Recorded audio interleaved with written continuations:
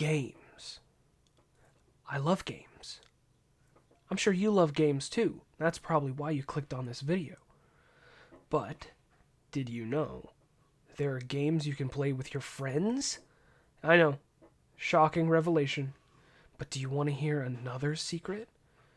There are games you can play against your friends. Specifically this one called Friends vs. Friends. Or I'm just going to call it FVF for short. FVF is a fast-paced co-op PvP game with a gimmick. Oh, I love those.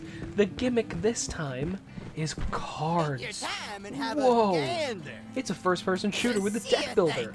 The cards have all kinds of wacky effects, like making your head smaller so you can't get headshot as easily, or giving you a different weapon, or debuffing enemies so you can't use cards for a short time, or, get this one, making the entire enemy team have big heads for like 15 seconds.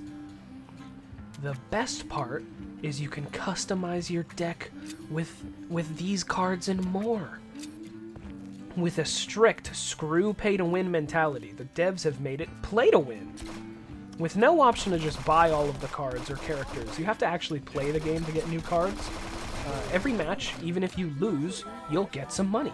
With that dough, you can buy new card packs, with each pack giving you 5 cards. Getting the same cards over and over again may seem like a bad thing or a hassle, but you can level up most cards so their effects get stronger. The ones that you can't level up are the really, really rare cards, the gold cards. They already come at max level.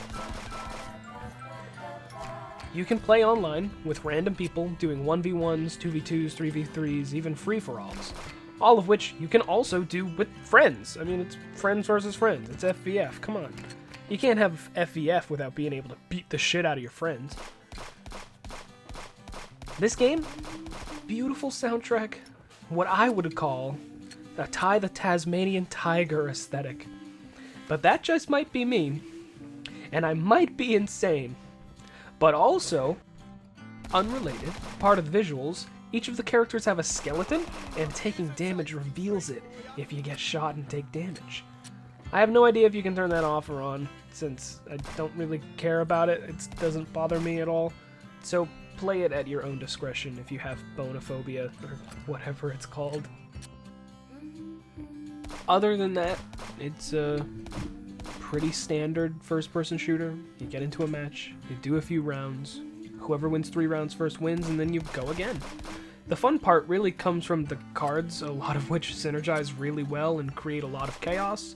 Characters also each have their own ability, like Borderlands. The guy that I usually play starts each round with 2 turrets. One of my friends plays a character that starts each round with a katana. It's pretty cool. It's a lot of variability. There's so many, it's got a fair amount of characters. I think there's like 15, if I'm remembering right. I don't have the game open. It's a bunch. You level up, you get more characters. It's a pretty standard affair, I think, but it's pretty cool.